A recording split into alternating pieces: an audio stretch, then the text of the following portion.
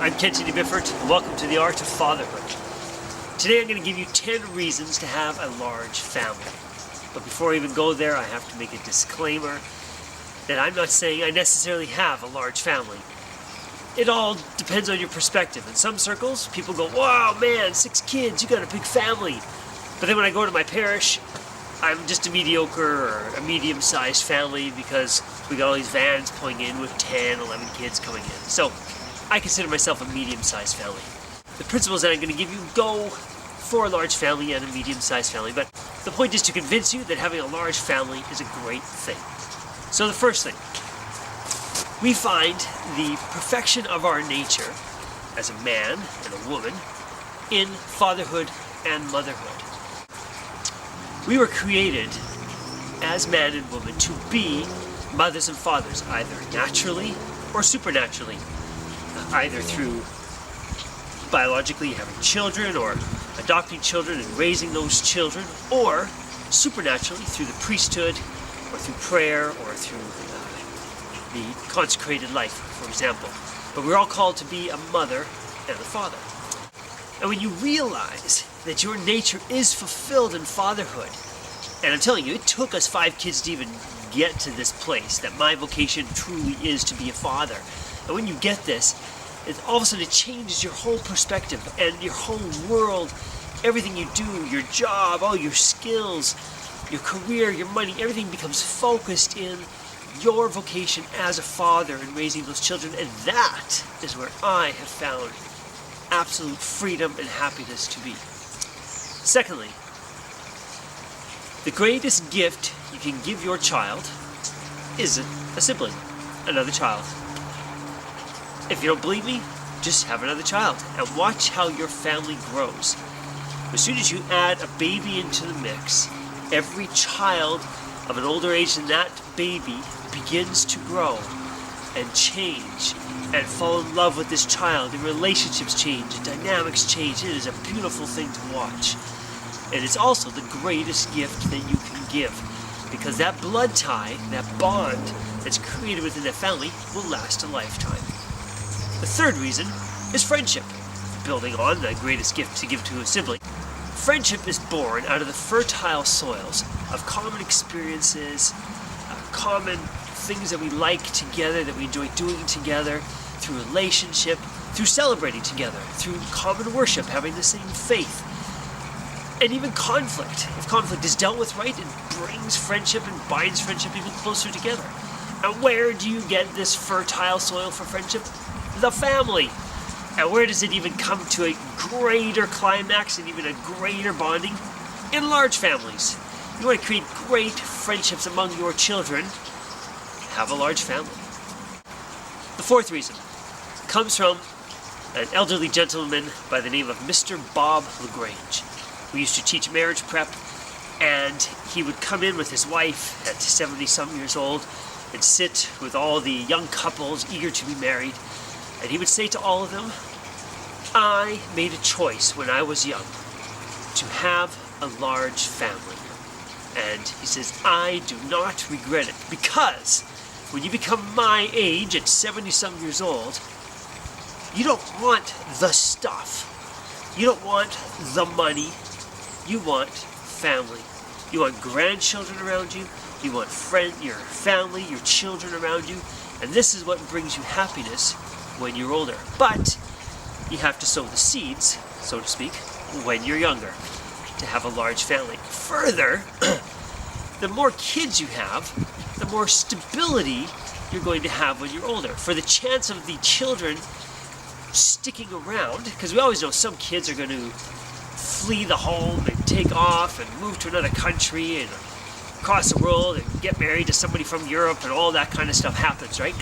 But the more children you have, the more chances that some of them are going to stay by you, and as you get older, be a part of that aging process and help you in your old age. Number 5, Christmastime. My wife and I made a very clear choice. In fact, Christmastime was one of the key decisions for us to have a large family. Is that when I was young, I would go to my dad's side for Christmas. Generally, we were the only cousins there. And I put my Walkman on, sat on the couch and read a book. And then we would wait all year to go to my mother's side for Christmas. My grandma had 9 kids, and there were a plethora of cousins, and we just played hard for 2 days, and we would run around, and it was an adventure, and I loved it, and I swore that someday I would have this with my children. I love Christmas time. Number 6, family time. Family nights. It's really difficult to have family nights when there's just a couple kids and you just end up watching a movie. Well, the more children you have, the more dynamic your family nights become. All of a sudden you have a choir where you're singing around at Christmas time, where you're singing Christmas carols, or going door to door singing Christmas carols like we did this Christmas, or sitting around the bonfire, or all of a sudden you're playing games, and your games take on epic proportions because there's so many people involved, and your family nights just become a great, rich experience, and a highlight of your week, and a highlight of your month, because you have this large family. Number 8, or 7. Number 7, laughter. We know laughter is the best medicine. Ask Robin Williams. Laughter happens in a family.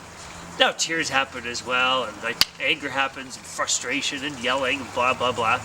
But I swear you do not laugh as much as you do as when you're in a family. You do not laugh as much as when you are in a family. Children are hilarious. The things that come out of their mouth are funny. And we laugh and we enjoy each other's presence, and we are healthy for it. And we will laugh more the bigger family that we have, because there's more kids. And it's so much fun. Number 8 is beauty. Now we know that one of the principles of beauty is diversity. For example, if every tree around here was the exact same, that would be really ugly, or the beauty would be quite diminished. There is beauty in diversity. Well, what is more beautiful than a child? And what is even more beautiful than a child is many children, because they're all so different. And you look at each child, and there's such beauty in that child, and the way they think, and the way they act, and the way they respond, and how they play. And then you see this child and this one, and all your children are just so beautiful. You're filled. Your life is filled with beauty. And we all desire beauty, and the larger family you have, the more beauty you will have in your life. Number 9 is to be a lifelong learner. We hear lots about being a lifelong learner, and there's college courses and so forth for adults to take. You can be like me and getting your doctorate at 40-some years old, being a lifelong learner. But simply, really, what you need to do is just have a large family, because you constantly are having to learn and to adapt to this child's behavior, and how this child thinks, and how this one studies, and how this one learns, and how this one has an interest in this area. And it goes on and on and on, and it doesn't end. And we're constantly learning, and we're learning about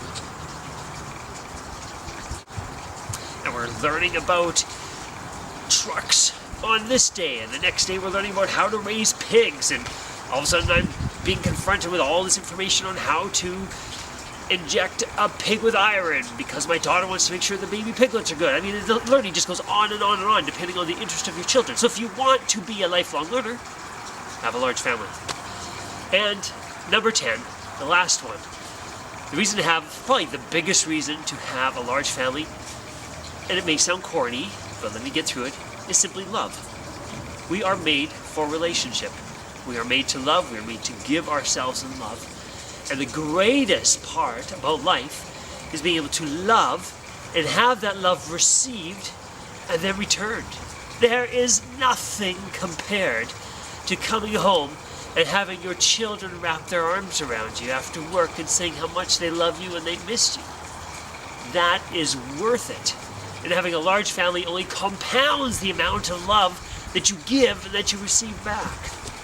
So in conclusion, and maybe this is the number 11, if the